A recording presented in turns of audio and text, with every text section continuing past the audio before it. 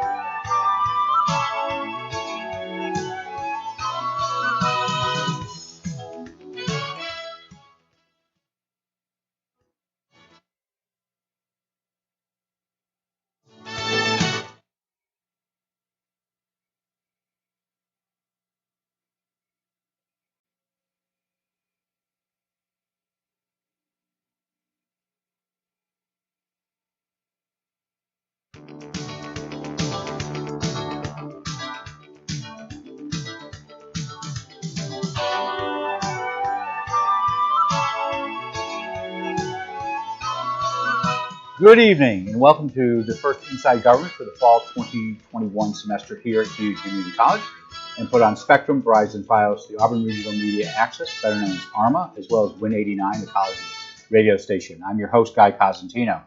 So in the last week and a half, I heard stop. Okay. This is why we gave 30 minutes.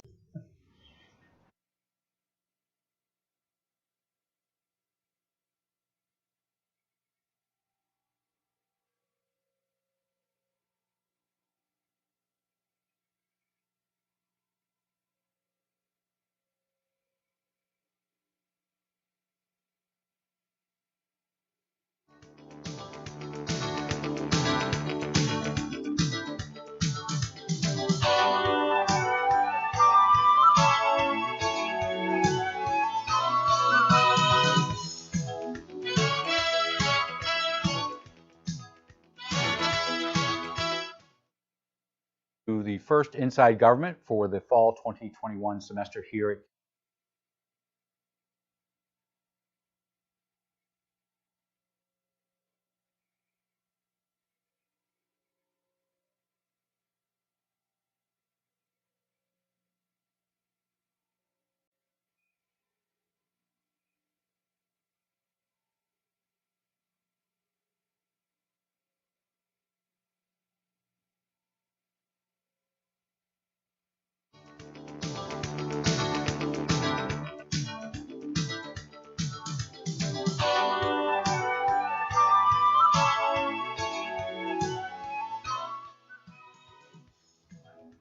Good evening and welcome to the first Inside Government for the fall 2021 semester here at Cayuga Community College.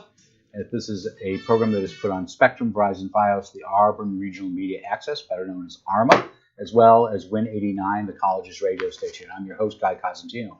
For the last week or so, we have been holding a series of forums for candidates for the 2021 elections. We've held the first, third, and seventh legislative district forums in the last 10 days. And next Thursday, we'll have another forum for the 11th Legislative District, which is one of the three districts that exist within the city of Auburn. And we will have both candidates here that day as well. Tonight, though, we had hoped to bring you the forum for the 9th Legislative District, which includes Moravia, Niles, Sempronius, and Summerhill. Unfortunately, legislator Mark Strong, who is running on the Republican conservative lines, who was appointed in the last year to the seat vacated through the resignation of Charles Ripley last fall, has declined to participate in our forum. His opponent, Geraldine GERMANO-YAW, who is on the Democratic and Working Families Party line, has agreed to participate.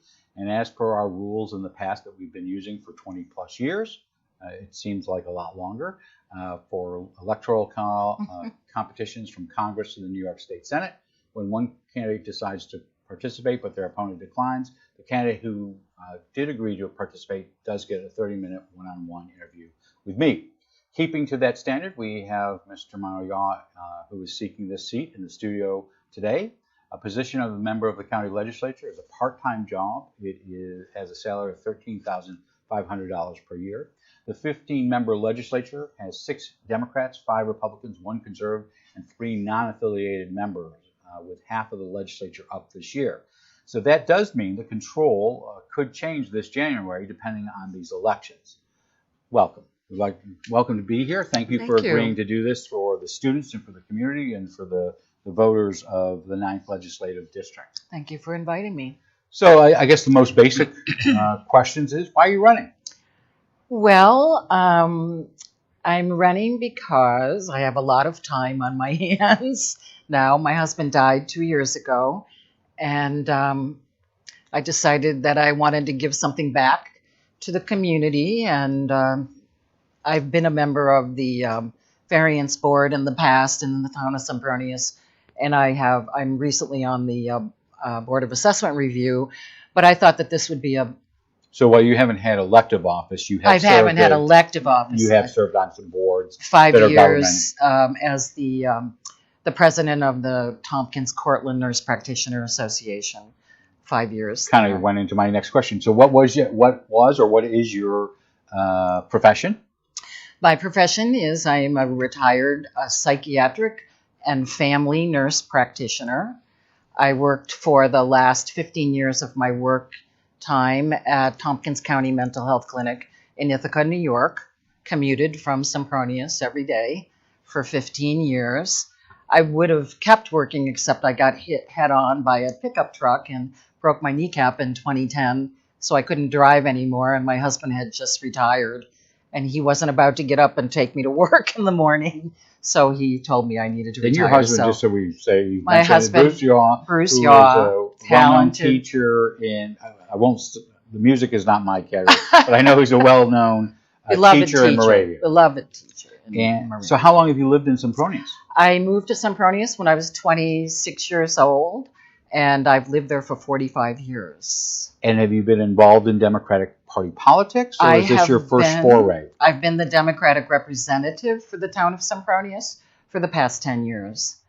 So Mr. Strong, who was appointed to this position in the last year, decided not to participate here, and that occurs, we usually think about every 2 or 3 years. It's rare, but it does occur, usually with congressional candidates once they're elected and they're incumbents. But will you be meeting, first of all, have you met him? I have never met him. No, I've never met Mark. So are there any forums in your district? You have 4 townships. Is there anything planned where you meet face-to-face for voters? No, there's nothing planned as far as I know. This was the only opportunity that we would have had to meet. Okay. And I'm disappointed. I thought it would be nice to give the voters, both sides. Well, let's talk about some of the issues that you think are out there. So what do you think is the biggest issue, not necessarily for your district, but facing the county right now? Well, I think that since COVID happened 2 years ago, we have learned that having broadband and having Wi-Fi for children was something that we hadn't anticipated that we would ever need, but because schools had to go remote, children had to somehow be connected to the school. And I have to say that they were very creative about their ways of doing it, driving buses to parking lots and having people, But not the most productive way to learn. But not the most productive, the most comfortable, and the most, So for many, they talk about a digital divide, and sometimes it's the hardware that which you don't have access to. Right. But many schools have Chromebooks and whatnot that they're getting out. Yes. But the bigger issue, especially for southern Cayuga County, is the only thing that comes to mind is that sound from AOL as you're trying to get out the dial-up. The dial-up. You still have a large portion of your district that does not. So has the county shifted money? Are school districts doing that? I know that the money that was allotted from the COVID money from Washington, D.C., some of it was going towards broadband, And I was told that anything that had anything to do with children, that they were looking to spend the money on children. So this seems to be something that's important for So children. not to get too far afield in COVID, we'll get to that, but there is, as you know, about $10 million that the county has appropriated some of it, may not have spent some of it, but mostly the new legislature come January 1st will be responsible for spending that money or setting priorities. Right. What do you see as the priorities of that $10 million or what's left of it? I know there are some restrictions on how you can spend the money, so I guess it would depend on what the restrictions were, where the money was spent. But I really do think that giving back to the community is the most important way to spend the money. Finding ways to make attending school for children that have to go remote easier. But do you see the county making an investment in, and this is both southern Cayuga County and northern Cayuga County, there are dead zones, Yes. for lack of a better Right. non-technical term, when it comes to access to the internet. So you still have members in the agricultural committee or community that have, when they have to file their paperwork with the Department of Ag, whether it's in Washington or Albany, get thrown off, and they have to start the process. Right. They may be 15 minutes into submitting an application for funds, they're getting Right. thrown off. Is that something that should be a high priority for that money? Well, I mean, I know what my life is like at my house in Sempronius for Wi-Fi, and sometimes my cell phone doesn't work. I have to put it on Wi-Fi in order for it to work. I know that because of the way the houses are situated, or things might not be easy for everyone to get access to it. But I know that there are different ways that they're looking into providing. I know that all the libraries are connected to Wi-Fi, and I know that people can go. I myself went to the library in Moravia in probably trying to think 2010, when I broke my kneecap, or before that, to work on continuing education credits, because we didn't have Wi-Fi. That access there. Yes. Other items that you think should be a priority for the county right now? Well, working at mental health for 15 years, I got a very good glimpse into some of the difficulties that people have. The schools have a hard time with finding ways to deal with children who have mental health issues. And I myself feel that screening tools are really important, and that if teachers can diagnose children early on with learning disabilities and mental health issues, that early intervention on those things are very, very important. Do you think there's a role for county government in that? Through Ray Brazzari's programs? I think having mental health available I think Ithaca, Tompkins County has a very unique situation. They had a 6-story building that was all mental health associated, things. One of them was the CSS people who were case managers for people with. You need to tell us what CSS are, for those who may not know. Community service people that help manage care for people who can't manage their own care, people who live in group homes and in apartment situations that need help with making sure they go to doctor's appointments, things that they have to do. Without getting into the complications of redistricting and the census right now, you're running for what is in essence a 2-year term. Yes. So what would your goals be over the 2-year period if you were elected? Well, it's like any new job, you're going to have to learn it from the bottom up. And that's how I learned psychiatry, by being, thrown into it. So I have a lot to learn for government.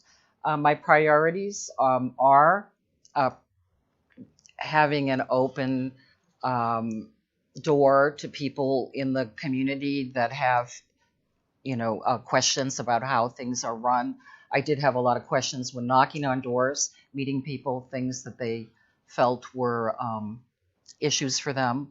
So one of the questions that's come up, not only this year, but continually, is how do we raise participation? So before we get into that, have you been attending legislative meetings, or because they're remote, are you just I've just been reading the minutes to tell you the truth of all the meetings that have been going on. So how do we get people to participate more in county government other than when they show up in December because their taxes might be going up? I know. I have a real soft spot in my heart for civics education, and I really wish that that could be a cornerstone for education for children to learn about government. I really feel that people have a really low opinion of government. They don't respect government probably the way they should, thinking that government will never work for them. You know, and I would like to be able to see children grow up thinking that they are represented and they do have a voice, you know. And how would you engage your own constituents in those 4 towns? That's a good question. You know, knocking on doors has been really an eye-opener to me, and I've met a lot of really interesting people. I guess lines of communication, to me, are the most important things. Listening skills. I think listening skills are really underrated. You know, people really need to step back and to listen to other people, and I really do think that we would find that we had more in common than we really do. So get to the legislature. Is there any specific committees you would want to be on? I would like to be on committees that have to do with health education, health issues. Because you have a background in yes, there. Addiction services in the community. I have a health education degree, and I really do believe that if you educate children at a young age, you know, 3 on, early intervention is really important in everything from learning how to take care of your own body to, you know, learning how to assess government. So one of the assessments that everyone has to make right now is that for 10 plus years at least, there has been this revolving door of a county administrator. County administrator, right. We don't have one now. I think the last county administrator was about 18 months ago. I might be off by a couple months. Do you think we should stick with the county administrator system? Well, I know that they've tried a couple of times to put a county administrator in, and a couple of times it hasn't worked out. I know that there are all kinds of things in the works, possibly having someone come in and advise us on a way to incorporate that into the people that are already working in the government. You know, there's somebody that has been doing the job now for the past 18 months, however, has not been getting, I guess, financial compensation for doing it. And so you're talking about Aileen McNair yes. Coleman in the sense of being a placeholder of sorts, right. keeping the ship afloat. Right. So there is a faction, I would say, in the legislature, it seems from news stories that have talked about, and again, there doesn't seem to be a majority. And as we know in Washington, right. majorities are important, especially right now. But there does seem to be a faction that has proposed, though they may not have given out the details, of going to a county executive, right. similar to what you see in Oneida, Monroe, Onondaga yes, County. Syracuse. Do you think that's a good idea? I really don't have a lot of experience to be able to say that I think that's a good idea, but I think that exploring different ways of fulfilling that job are certainly something that should be looked at, you know, the possibilities. So it sounds, if I'm interpreting this wrong, please correct me. It sounds like you would bring in some outside expertise. That was one of the solutions. And you think that was proposed. I believe that we should look at all solutions to the problem and to be open-minded about it. And so the other question that comes up here, and this is a more recent vote, the county, I'm thinking I have the name of the position right, but a deputy county operations officer was appointed, or at least the position was created recently. I think Mr. Strong, as I'm told from the media, opposed creating that deputy position that would be an assistant to the legislature and Ms. Coleman. Do you support that position? Do you oppose that position? The position of the deputy county operations officer. I'm not sure. I have to look into it. I really don't know the issues well enough to say, but I do think that they should look at all ways of filling the position and to come to a consensus among the members, what works for them. So one of the things that will occur is that we've had the 2020 census last year where we all filled out. If you could do it online, you could do it online if you could get a connection. And that means in 2023, the legislature has to redistrict, or they should. Right. They should have for decades, and they have not. That's more editorial on my part. Right. But there's two questions that come up with that. The first one is, should the number of districts at 15 stay at 15? Should it get smaller? Should it get larger? What would you do? Well, I think they have to look at it right off the bat, because that some districts are bigger than they should be, and there are some that are too small. So I really do think that needs to be looked at. So in part geography-wise, you have 4. We interviewed somebody the other day that's at 2 towns. There's others in the cities, obviously. Right. So the other issue with the legislature is this issue of weighted voting. And so if you come into the city, their weighted votes are much less than in some of the towns which have these large districts. Right. Population-wise. Should weighted voting be changed? Really don't know much about it, except that I know that Kathy Gore got 6 votes in the town of Sempronius, so I really do think that... No, I'm sorry, I didn't make myself clear. I'm sorry. I meant weighted voting in the legislature where... more towns have more... Yes, I'm sorry. I should not... I'm sorry, I didn't clarify that. So a legislator, for example, the legislator, I think, who represents Cato, I'm going to go up north, has twice the number of votes that, say, the 15th legislative district, which is one of the smallest ones in the center of the city, where your dad and mom used to live. That's why I'll do that, having served with your dad in several positions. Weighted voting there is that legislator, Tim Lattimore, has less weighted voting than Andy Dennison. It's population. Yeah. So should that change so it's more 1-for-1? Is my question. I think 1-for-1 would probably be the best way to go. I like I said, I really don't totally understand the how to change that, and how to manipulate that. And I'm sure that will be revealed to me once I join the legislature. But I think one vote per person probably is a good way to handle it. So I want to ask you about 2 restructuring issues. One is more close to home with you. You serve on the Sempronius Board of Assessment. We have dozens of assessors in Cayuga County. Do we need dozens of assessors, or should this be something that the county looks at and does one uniform assessment, whether it's for all the towns and villages and includes the city or doesn't include the city? Should there be one system, or is this patchwork of towns and villages make sense? Yeah, that's really interesting. Does it make sense? From your personal experience. From my personal experience is that you don't want to overburden your assessors, but you don't want your assessors not doing anything too, So I don't know if decreasing the number would increase the difficulties that people have with getting their properties evaluated and getting their properties assessed. So the same... I don't know how tight their schedules So the same type of question would be asked, do we need all of these, I think it would be 27, highway superintendents and I know, highway department? Is that an area where there can be some streamlining?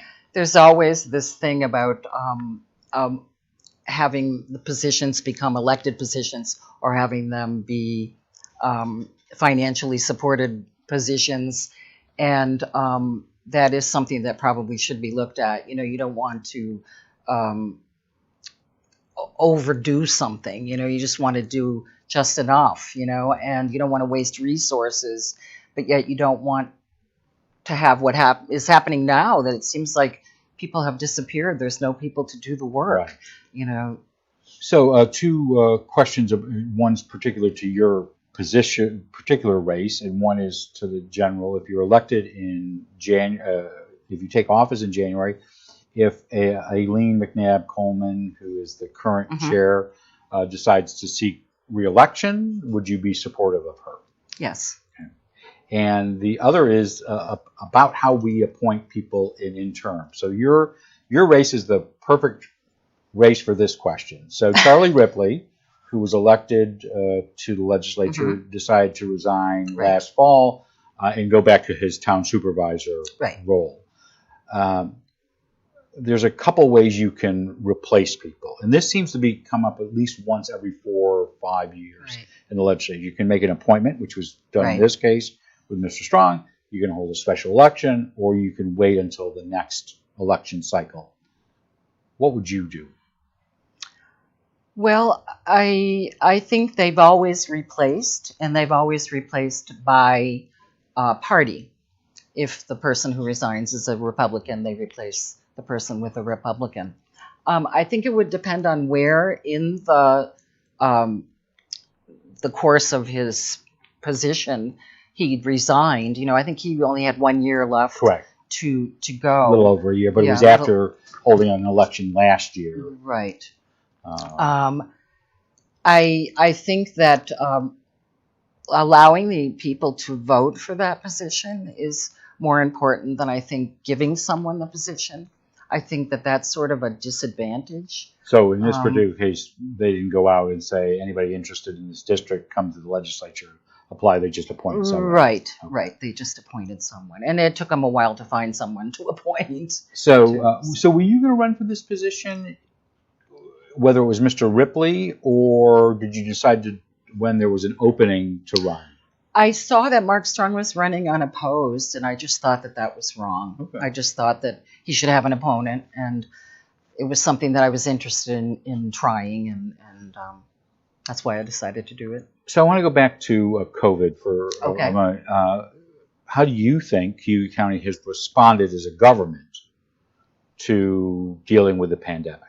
You know, I think having lived through it and having lived through the remote learning with my grandchildren and the difficulties that they had when they were going to Herman Ave, I guess, when they first closed down. That was I thought that they did a good job considering. It was just kind of thrown at us, you know, in March. Would you have done anything differently? Would I have done anything differently? Probably no, because I think it was a learning experience. I think we didn't know what we didn't have, or we didn't know what we didn't know when it first happened. And I think that everything that happened was a learning experience. And I think that we did learn from that. And I think this year has been a lot easier as far as keeping kids in school and keeping schools open than that first year. We just couldn't do it. By the way, how old are your grandchildren? They're 12. Okay. Twins? Twins, okay. Boy and a girl. Yeah. So one of the issues that may face the legislature come January, but it may come sooner, is this issue of mandating a vaccination for county employees. Obviously, the state, you're in healthcare, you know what Governor Hochul has done. Should county employees be vaccinated and mandated to do that? I totally believe in mandates. I think that Mr. Biden got on TV and he implored people to get the vaccine and do the right thing. And of course, people didn't do the right thing, you know. So I think that the next step is to mandate. And I think mandating really takes the onus off a lot of businesses that would really like to ask for a mandate, but would not ask for a mandate. And I think that they work. I think mandates work. But for county employees, you would go? For county employees, I would. Yes, speaking of county employees, they're in a building that has been in question for at least 24 years, it seems, as to its functionality. Right. What would you do about would you keep the county office building? Would you tear it down? Would you build something new? This is the unending I know, it's question. Been there for so long. Really, I mean, I guess I would have to talk to somebody at the planning board, you know, to find out what the problems are with the building. You know, I know it's old. It's a very old building, if it does, if the county decided that that building is not useful anymore, would you move county? There's been talk about moving county operations to County House Road, or and many legislators have said no, they want to keep it in the city because of bus routes and whatnot. Right. What would your preference be? I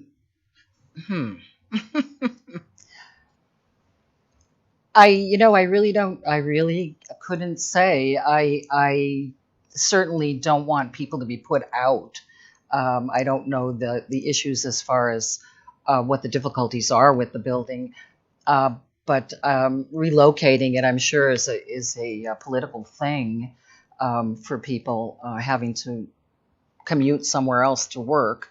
I don't know what the issues are, but I certainly wouldn't want people to be working in an unsafe building or a building that was not, going to be comfortable for them. So one last question, a series of questions, two, maybe one or two. You are at the foot of the lake, depending on both lakes. Both lakes. So you would have two different lakes. Skinny Atlas. The other day we had Mr. Batman on. He's got Owasco Cayuga. Right. You would have Owasco Skinny Atlas. What do you think should be done when it comes to water quality and specifically blue algae and how we deal with that? Well, I just sat in on the public meeting for the lake plan, the 5-year plan that is being implemented right now, and I was really impressed with the positive numbers that they were getting with the nitrogen and the phosphorus, which is the cause of the algae. The numbers have gone down considerably in the waterways that they studied, 12 waterways. Should Cayuga County as a government make more of an investment in water quality issues? I would think so. I mean, I think there's nothing more important than the quality of our water. So, as I often do with candidates at the end, it's not a question you have to talk to me about. It's a question you can go out there. Okay. Why should voters in the 9th Legislative District, which includes Niles, Moravia, Sempronis, and Summerhill, why should they vote for Geraldine Germano-YAW? Okay. Well, I think that I bring a lot of experience to the job. I was an Army brat for 21 years of my life, and I experienced a lot of things. I graduated from high school in Germany, and I worked for 43 years in the medical field. I worked at Auburn Hospital. I worked at Cortland Hospital. I worked at Cortland State at the Student Health Services, and 15 years at Mental Health in Ithaca, New York.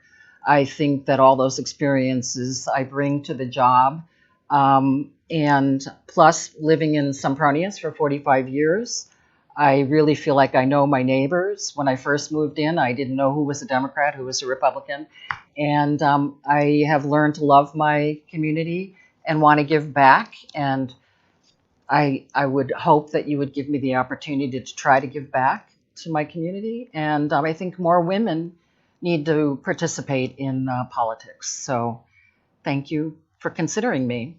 Well, thank you for being here. We appreciate it on behalf of the college for participating in this forum. We have had Cayuga County Legislative candidate Geraldine Germano-YAW, who is in the studio to talk to us about her candidacy for the 9th Legislative District. As we said at the beginning, Legislator Mark Strong, who was appointed to this position within the last year, declined to participate in this series of forums. We'll be back in just a moment with the circuit judge candidates. John Boodleman and Ben Sussman will be here to present their credentials to you in a different format than we normally do for forums, but we have done for city court races and other races over the years. They are running for the seat being vacated by Mark H. Fandrick, who has decided not to seek a third 10-year term to circuits court. A quick programming note or two. We will be back on Thursday the 14th because the college has assessment day on the 12th with our next in a series of candidate forums with Jeremy Boyer asking the questions and my moderating. We'll have the candidates for the 11th Legislative District, the first of 3 legislative forums with candidates located in the city of Auburn. First-term legislator Elaine Daly is seeking re-election on the Democratic and Working Families lines, and she's being challenged by Mario Campanella Jr., who's on the Republican and Conservative lines. We'll be back the following week with 2 other forums for the city districts. Again, the 13th and the 15th. These are, oddly enough, one of the few open seats that with no incumbents running this year. We'll finish with the Auburn City Council race on Tuesday, October 26th, when we will have all 4 candidates in the studio. Before we go, though, we would like to let you know that you can send your questions for future Inside Government or Beyond the Front Page shows, which return on Election Day in about 3 weeks. You can send them to cozguytho@aol.com. I'm Guy Cosentino for Community College. I want to thank you for watching. Remind you to go out and vote, whether it's early voting or on November 2nd. We hope you have a good night, have a great tomorrow, and be safe.